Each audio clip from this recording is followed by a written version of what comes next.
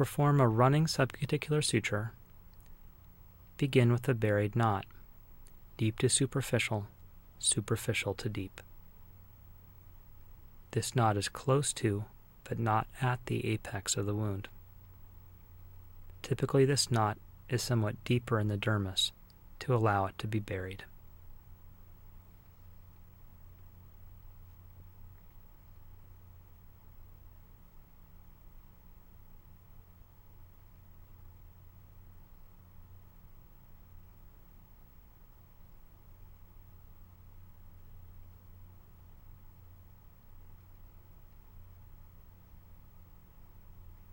The knot is tied and the free end is cut short, typically right on the knot.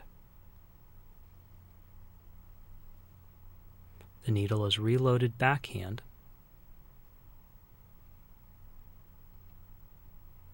brought underneath the knot and back up through the dermis at the very apex of the wound.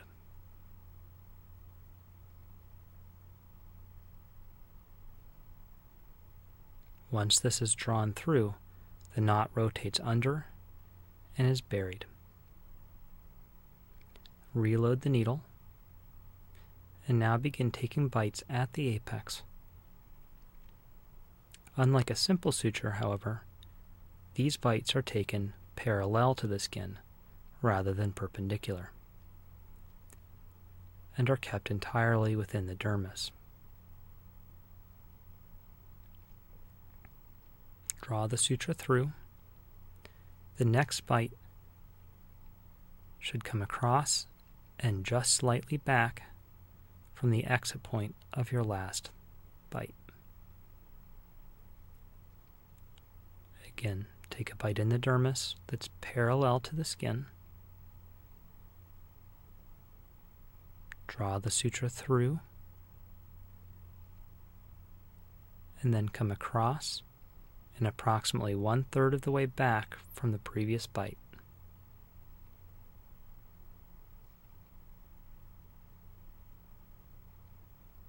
Stay in the dermis and stay parallel to the skin.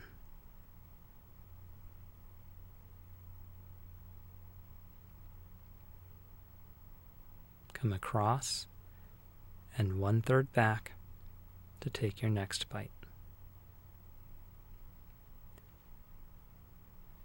Note that the forceps are used to stabilize the skin and to evert it slightly. It's best to hold the skin somewhat away from the needle to give yourself room to work.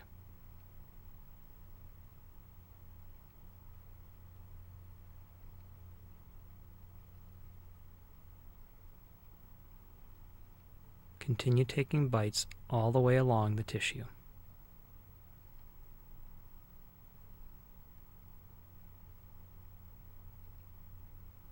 Coming across and slightly back, staying parallel to the skin,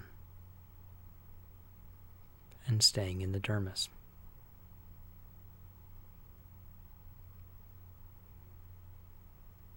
At the end of the incision,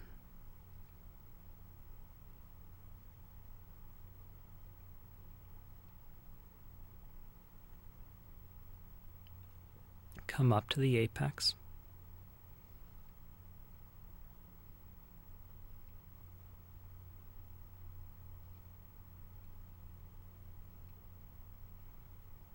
take another bite directly across,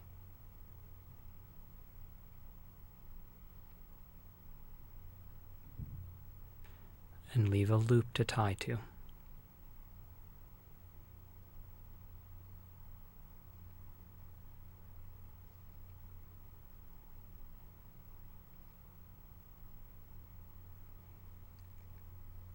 Perform your instrument tie.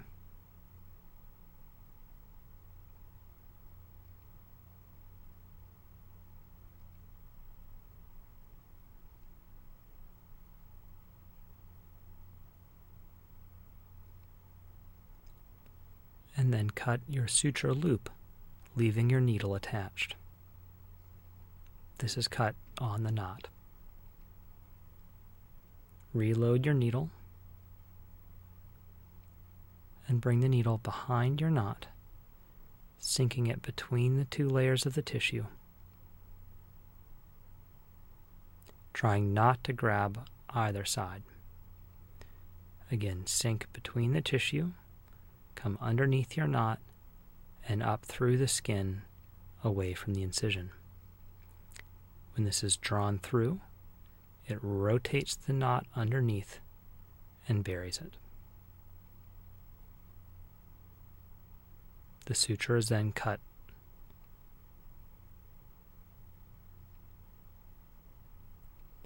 And the tail disappears.